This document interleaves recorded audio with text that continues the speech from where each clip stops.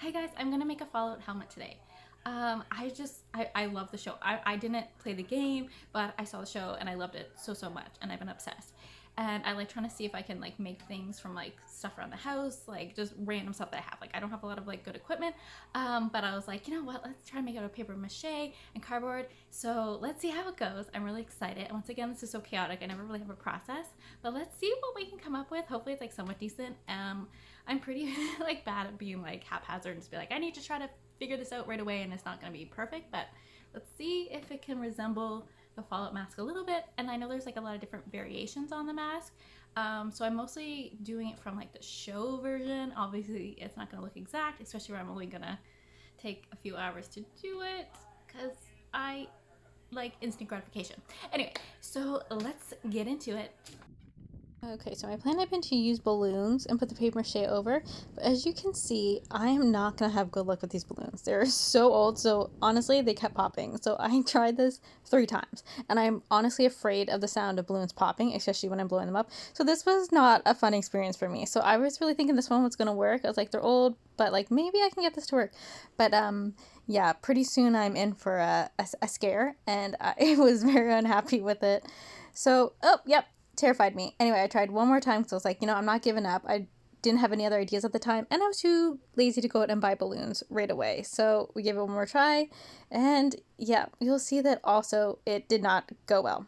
So after that failed, I was like, okay, what can we use? So I was like, oh, we have some balls in our shed. So I was like, okay, let's go see if any of these are like the size of my head that I can use. So I went into our little boathouse type thing, shed, whatever, and found a couple different balls to use. And so I found a soccer ball, which I think is like the perfect size actually. So we're going to use the soccer ball.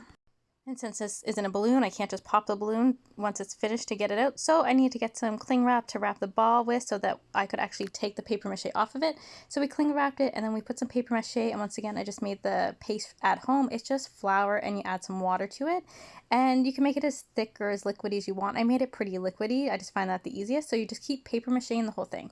So I let it dry and then I just cut up the back a bit so I could pull the mask off and so I could get it on my head. And I was worried this wasn't going to work. But luckily, it worked and it fit on my head perfectly. I was so thrilled.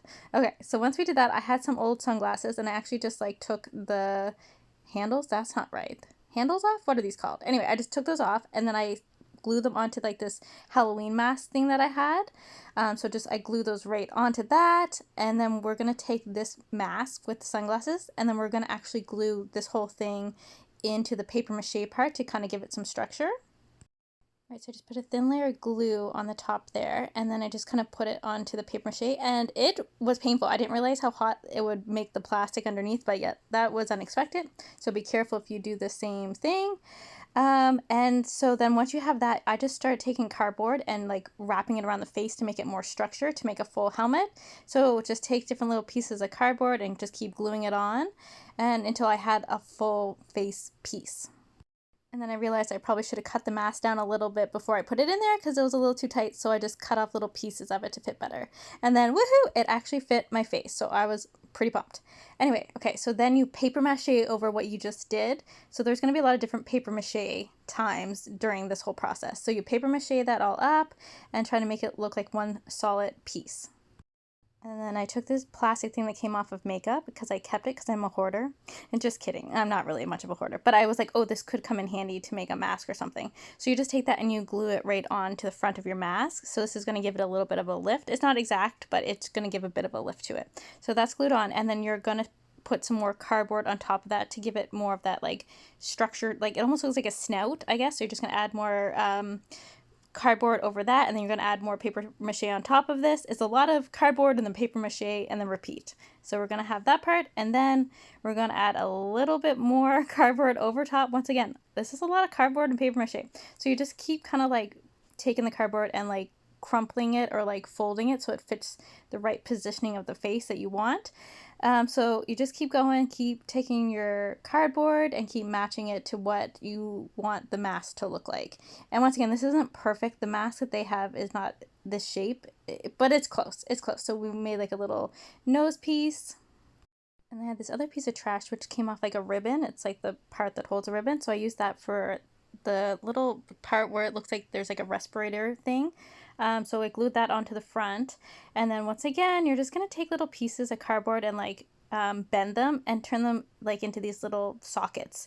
So you're going to do this with a bunch of cardboard. You're just going to like crumple it and roll it. And those are going to make a lot of like your little pieces that go onto the face. But I did realize I made these way too big. So afterwards I had to cut them down while they're on the mask. So that was frustrating because I just never measure. I'm just a little too chaotic. So yeah, see, I had to cut them all down to fit.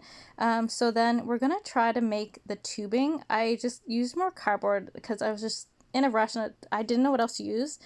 So you take cardboard, you roll it, and then you just stuff it in there and you're good to go. All right, so once you have that in there, you're just gonna kind of bend it to get it to fit, and then you're just gonna glue it to the other part of the helmet. And we'll worry about the texture after. I used some glue from a glue gun to kind of give it that material texture. So you're gonna do this to both sides. Yeah, so on the other side, you just do the same thing. And then once you get this part done, you're just going to start making more little circular doodads for the face. So it's not going to be perfect, but you're just going to take more cardboard and just roll it and make the other little pieces that go on top of the helmet. There's like a little scope, I think it is, on the top, and just different little pieces. So you're just going to start rolling those up and put those right onto the mask. And then we're going to paper mache what we just did. Like I said, there's a lot of paper mache going on. So you're going to just paper mache all the little pieces that you just put on and get a lot of paper mache on there so it's like nice and firm, so it's not going to break right away. So just keep covering it with paper mache. All right, and then I started gluing on the little doodads that I was talking about. So it's all the little like features that go into the mask, like all the metal pieces and everything. So once again, I just used cardboard for all this and rolled it and then just glued it on. And I didn't paper mache over these because they're pretty small and they were strong enough, so I didn't really need to. So you just put all of those on there.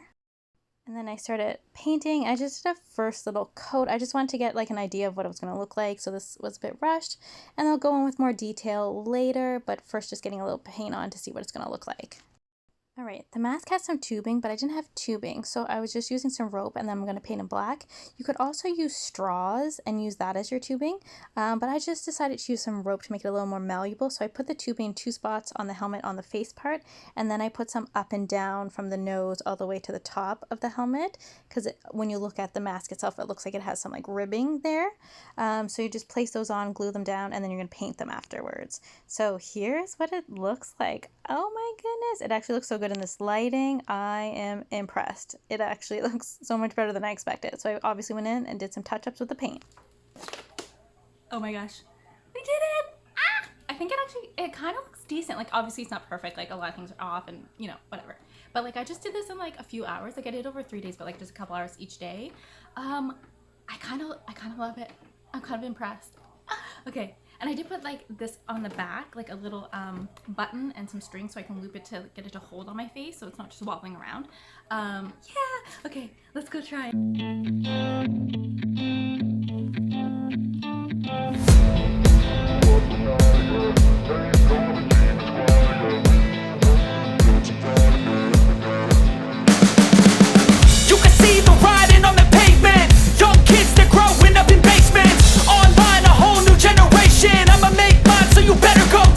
Thank you guys so much for joining me. I hope you all have a great day. Bye-bye!